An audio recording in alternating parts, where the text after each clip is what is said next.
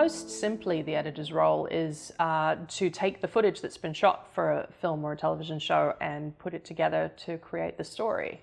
But there is a lot more to it than that, because you also have to think about character and rhythm and pace and tone, and just working the story so that it's being told in like a good way that keeps the viewer interested and engaged. As an assistant editor, you're doing everything on the show aside from cutting it in a lot of ways. And sometimes you are cutting it. So it is managing, bringing in all of the footage, anything that the editor might need, making sure it's at their fingertips and available to them. Quite often you might be helping them out with temp music or temp visual effects or sound effects to fill out the scenes and make them feel better and look better. And so that's sort of the assistant editing role. As an additional editor, you're still there to help the editor in all ways possible, but it tends to involve more actual cutting. You might be assembling scenes for them or recutting scenes in different ways, looking at other options for existing scenes.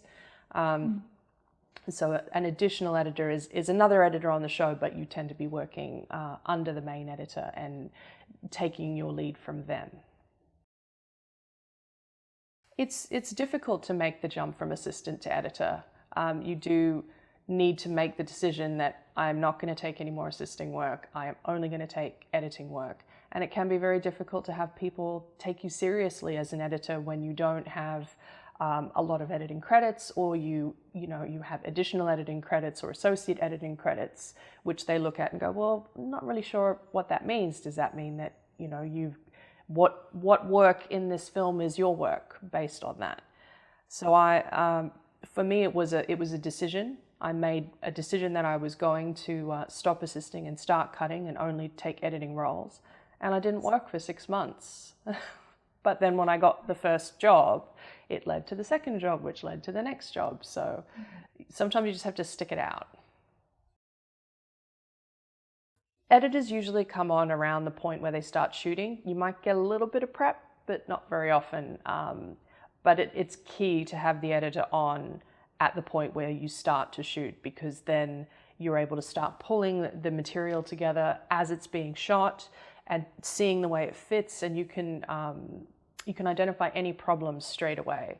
So, we have an issue here, we need a pickup, or it'd be good to get an insert, or anything that might cause issue down the line. You're noticing it straight away, while you still have the cast, while you still have the sets, and it's a lot easier to fix problems as you go rather than waiting till the end. So much of working with the director is just making sure they know what they have and giving them the opportunity to see any version of a scene or the film that they would like. So if they had a particular idea about how they wanted a scene to come together, then it's your responsibility as the editor to enable that and show them the scene that way. And if it doesn't work as well, or you have a better idea, or you've tried something else different and you think it might be a more worthwhile way to go, then it's up to you to sort of tactfully present that. And also be ready for the fact that maybe the director isn't going to go for an alternative thought or wants to try something different again. So I think so much of working with the director is just being available to enable anything that they can imagine.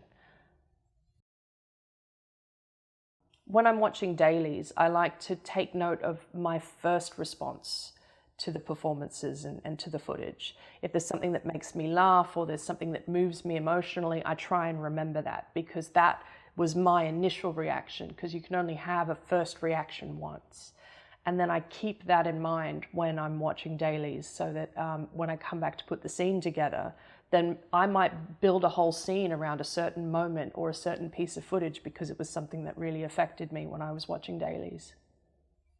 Performance is absolutely key. When you're putting together the footage, performance should be more important than continuity. Performance and character are king, and then the rest you can sort of fold in around that.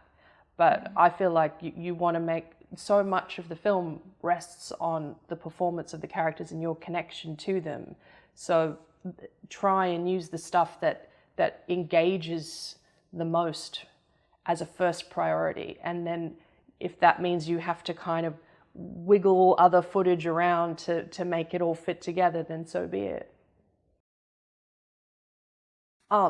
Rhythm, pace, and timing is absolutely key, but it also is something that slowly evolves as you put the show together. So when you first start out, you're getting scenes as they come in, and usually it's just a scene on its own, and another scene on its own, and another scene on its own, and then you'll start to get the scenes around those scenes.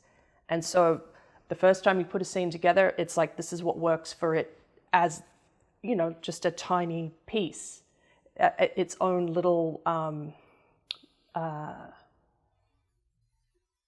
it's, you know, the first iteration of a scene is just looking at the scene itself.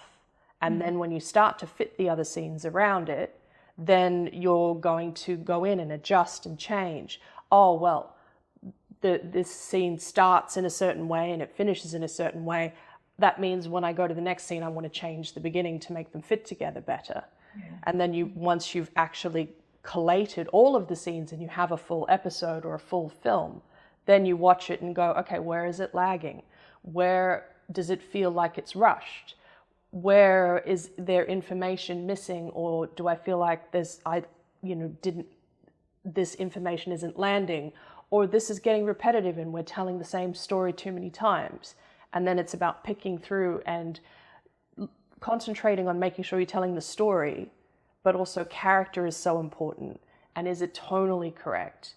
And so much of rhythm is just in the feel of it, and you don't know if it's working until you just sit down and watch it in a run. I think absolutely it is very intuitive, and so much of it's just about following your gut. And I think the longer that you've been doing it, and the longer I've been editing and I've been in cutting rooms, you just have to learn to trust that gut instinct and put the scene together the way that feels right. And so much of it is intuitive, and it's about, you know, having empathy for the characters and putting it together in a way where it feels engaging and it wraps you up and sweeps you away. Yeah. And I do think the longer you spend in cutting rooms and the more you do the job, the more it is something you pick up over the years. I mean, I don't think killing your darlings is something that happens like all the time, but it absolutely, it's a thing, because so often you'll be in a situation where you get to a point where you realize, here's a particular scene in the show, do we actually need it? Is it telling us anything that we don't already know? Is it giving us a character moment we wouldn't have otherwise? And you might just realize, actually, this episode plays better without it. If we take this scene out, it moves us along in a way that at a moment when we need more traction, we need more movement.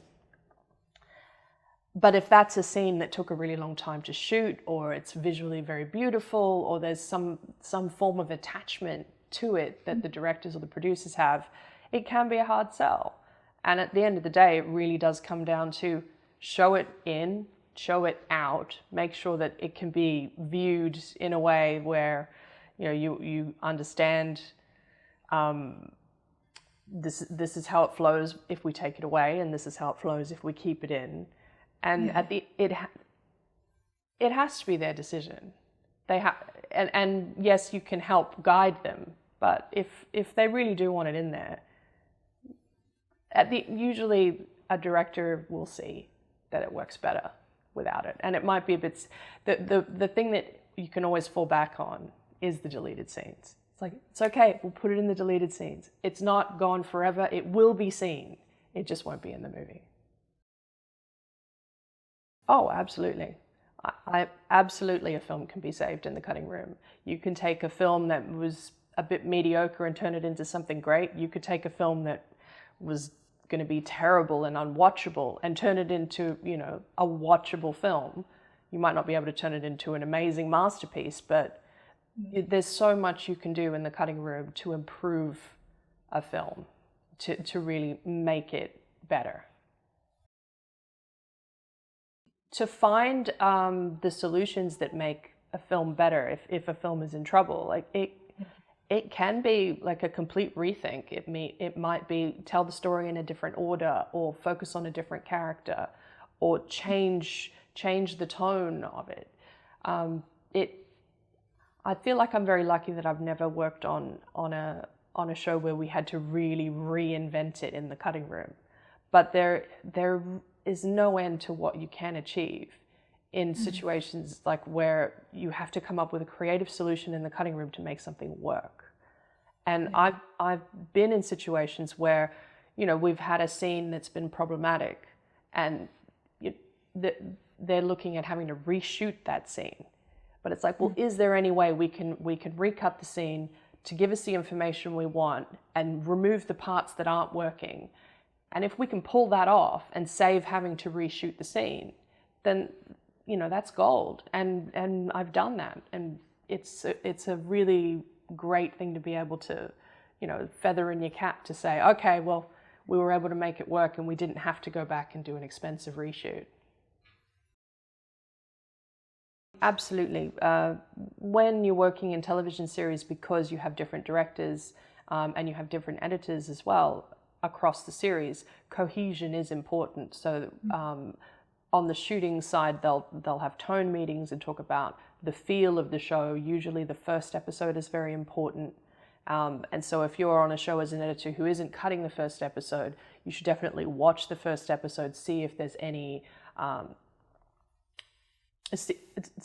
sort of cutting patterns or music choices or tonal trends in the episode, so that you can fall in line and make sure that the shows feel cohesive across the series.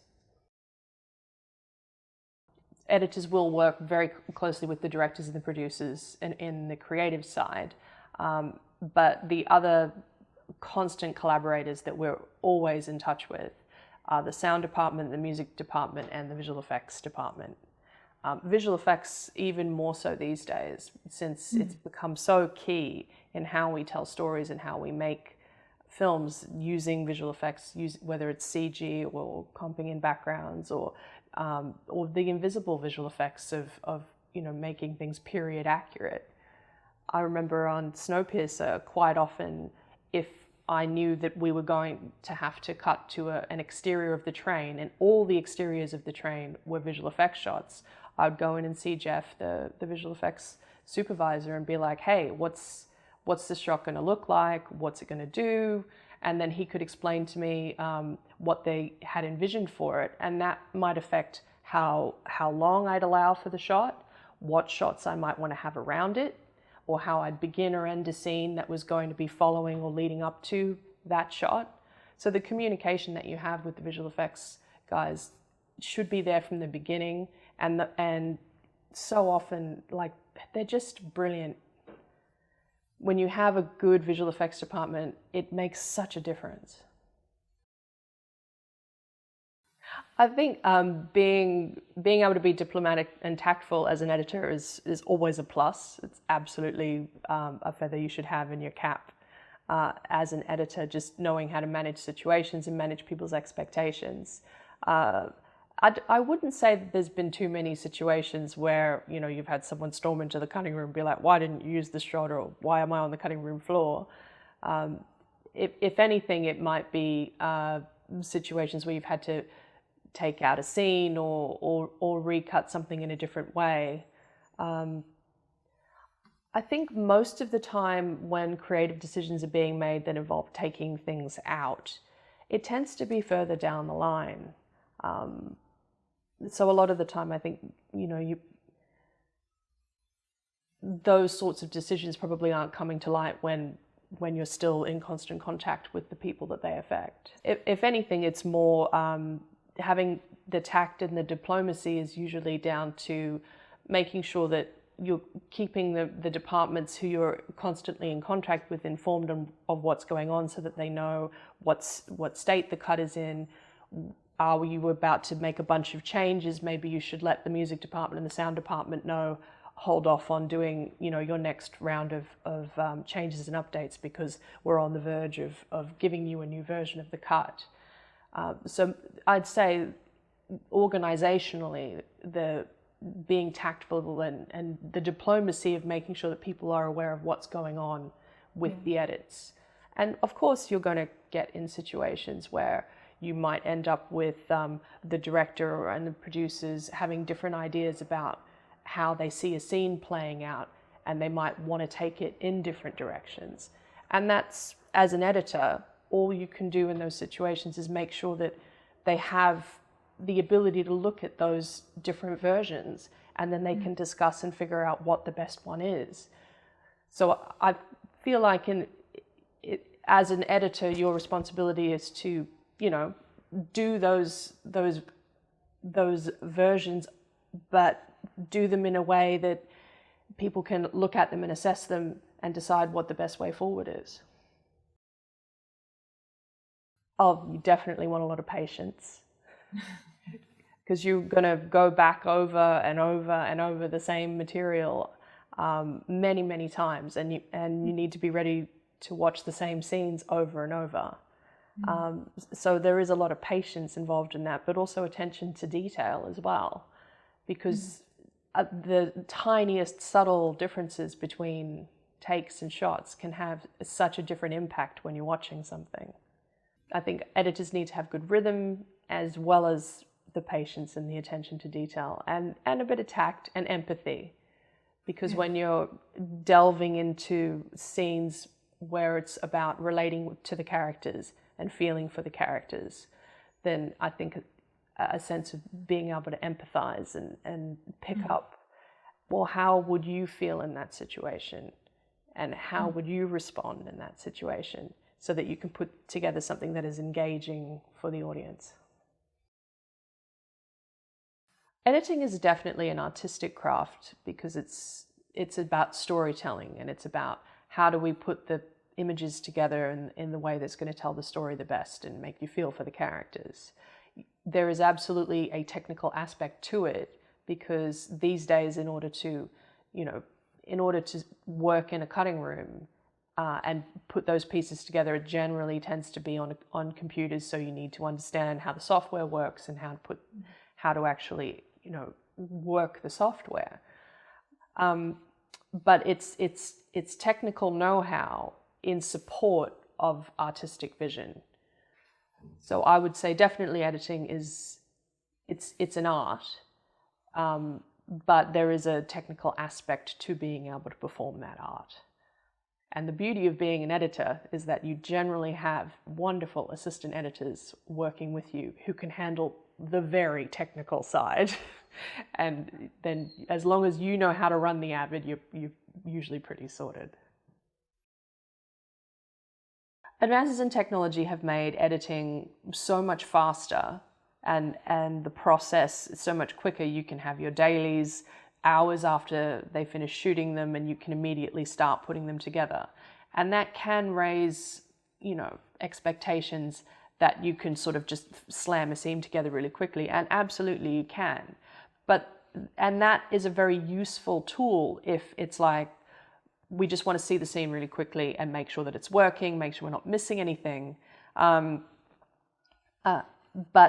it's not a final polished edit. You're still going to need some time to sit with a cut and see how it sits in with the other scenes around it, to really kind of know, to really get it to that polished, finished state. It takes time. So I believe, yes, I think technology making editing faster means there is pressure to turn things around more quickly. But on most of the shows that I've worked on, there is definitely an understanding that you're going to need time to polish a show, and you're going to need time to sit with it and see how it's playing as a full piece. So there isn't, I don't think people have notions of, oh, well, if you can cut it straight away, then it'll be finished straight away. You do need time to really work on and polish a show and make sure that it's playing correctly and that the rhythms are right and the tone is right and the characters are coming through. And that isn't something that can happen instantaneously on the first rushed edit.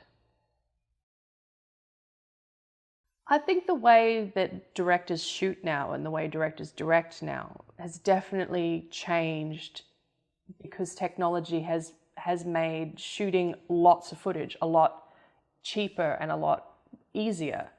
Once upon a time when you were shooting on film, film was so expensive that there needed to be a lot of thought put into, well, what are the exact pieces that we need to shoot, and we will just shoot those pieces.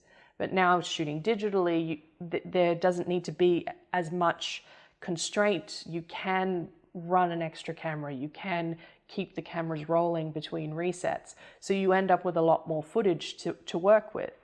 And that's not to the detriment of the cut by any means. It just means that you have more footage to work through. And I think what happens now more than how it used to happen in the days of film is a lot of that extra thought process that was being put in before cameras would roll to think about what exactly do we need and how we're going to piece it together. I think those thought processes are now happening after the cameras roll. When you're looking at all the footage, okay, now we're going to put some time and some thought into how we're going to piece this together. And in some ways, all that's doing is elevating the position of editor because you're becoming even more important in the process and more key to figuring out, well, what are the pieces that we need in order to tell this story and what is the best way to put them together since I have so many more pieces and I have so much more to choose from. And surely we can make a better film this way because we have all of these choices.